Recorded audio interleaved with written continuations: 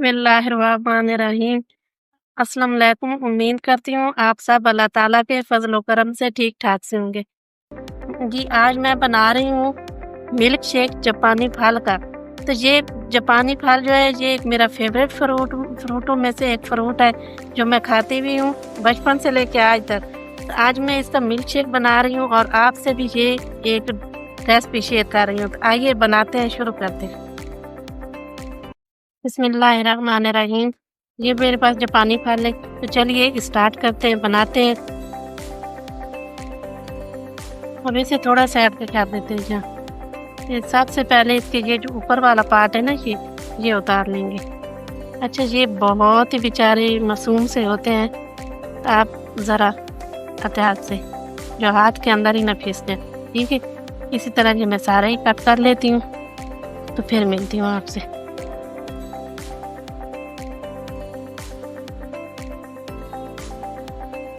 ये सारा ही मैंने इसका ऊपर वाला ये जो पार्ट है रिमूव कर दिया। तो ये 2 किलो थे मेरे पास, उनमें से मैं 3 तो खा चुकी हूँ, ये ही है। तो जब मैंने ले लिया, अब इसके अंदर शामिल कर लेते हैं ये जापानी फल। आप चाहें तो कट के डाल लें, ना चाहें तो वैसे ही डाल दें।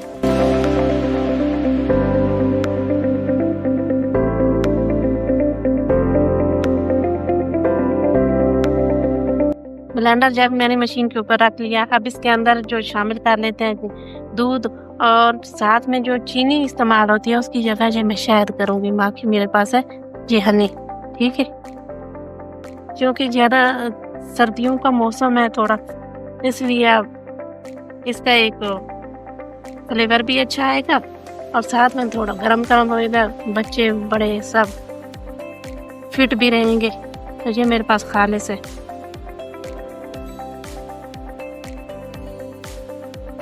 ये तकरीबन मैं बड़ी चम्मच जो है ना, ये 2 टीस्पून के बराबर डाल चुकी हूँ।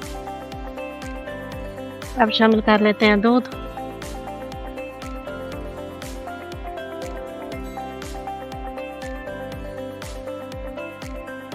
अब इसे कर लेते हैं ब्लेंडर।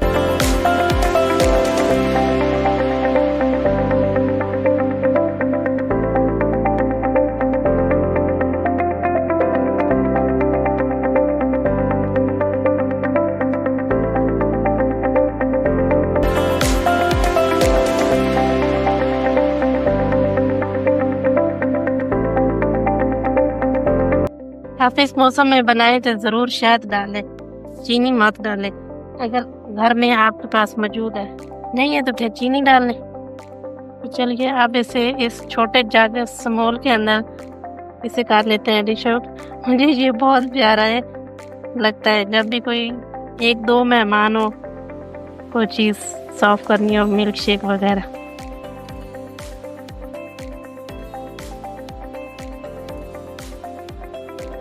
अच्छा, इसी के साथ ये 2 गिलास है, इनमें डाल लेते हैं।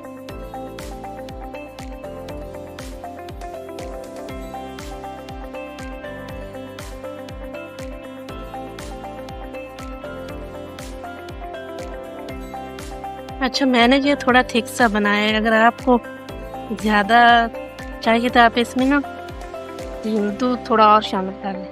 तो ये जो 3 बच गए जापानी फल, इन्हें भी इसी तरह काट के डाल लेते हैं और इसका भी बना लेते हैं मिल्क शेक ही।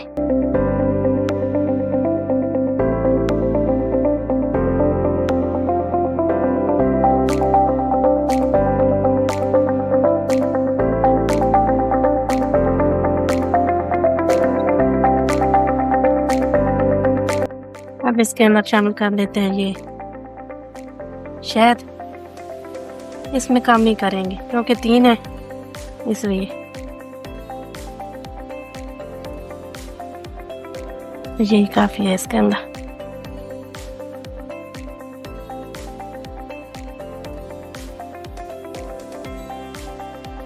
अब इसके अंदर दूध शामिल कर लेते हैं।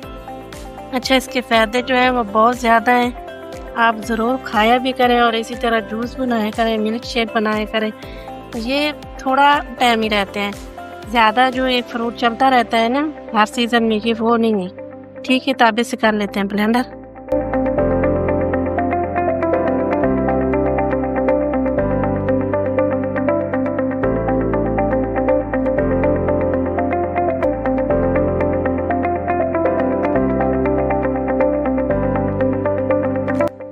ये भी हो चुका है, इसे भी निकाल लेते हैं।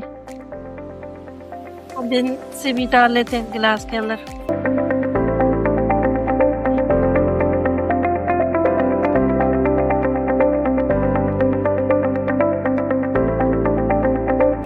अब इस गिलास के अंदर डाल लेते हैं जो आप काम करते हैं ऑनलाइन फूड का, जो मेरी बहन है, बेटियाँ, माएँ जो भी कर रही हैं।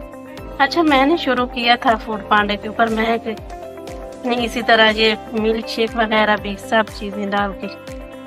तो उससे क्या हुआ था, ऑर्डर आते हैं, ऑर्डर बहुत अच्छे आते हैं, दिन में 3 ऑर्डर आ जाते हैं, 4 आ जाते हैं, आपको प्रॉफिट भी होता है। लेकिन जो फूड पांडे वाले हैं ना, वो बिल्कुल आपको नहीं देते। अगर ये मैं गिलास एक मिसाल है वैसे बता रही हूँ, मुझे इसकी अब प्राइस नहीं पता क्योंकि मैं छोड़ चुकी हूँ ये काम। तो एक मिसाल है, ये आपने 400 का लगाया है ना या 500 का, इसमें से वो सिर्फ और सिर्फ आपको 80 रुपए देंगे। जिस ज़्यादा से ज़्यादा 100 रुपए मिल जाए, वरना 80 रुपए मिलेगा। अब 80 रुपए में तो आपको फ्रूट भी नहीं मिलने वाला, तो इसलिए मैंने ये छोड़ दिया काम। आपको बताने के लिए मैंने इसमें डाल दिया, जो आप बहनें काम करती हैं जिन्हें आप प्रॉफिट होता है, आप बेशक करें, लेकिन आप जान के करें कि आपको इसके अंदर बचता कितना है। ठीक है, तो सबसे पहले इस तरह इसे बंद कर लेते हैं। मैं इसे फुल भर के देती थी, अब ये थोड़ा इतना ही एंड पे बच चुका था, तो मैंने आपको ज़रा दिखाने के लिए ये इसके अंदर भी डाल दिया इस तरह। ये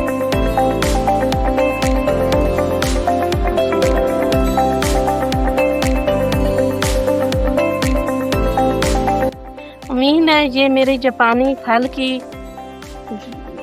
रेसिपी आपको बहुत अच्छी लगी होगी। एक सीज़न का ये फ्रूट है, ये आता भी इसी सीज़न में और कम दिनों में रहता है और फिर चला जाता है। ये समझो कि एक बेटी की तरह होता है, आता है चला जाता है। जिस तरह वो बेचारी मिलने आती है, 2 दिन आती है, 3 दिन आती है, फिर अपने घरों में लौट जाती है, इसी तरह ये भी एक फ्रूट है। ठीक है, तो ये मीठा बहुत है, इसके फ़ायदे बहुत हैं। बिस्मिल्लाहिर्रहमानिर्रहीम। मिल्क शेक जो जापानी फल का मैंने बनाया, सारा ही डिश आउट कर लिया। उम्मीद है ये मेरी रेसिपी आपको बहुत ही पसंद आएगी। अल्लाह ताला आपको, आपके प्यारों को हिफ्ज़-ओ-अमान में रखे, दुआ में याद रखना। अल्लाह हाफ़िज़।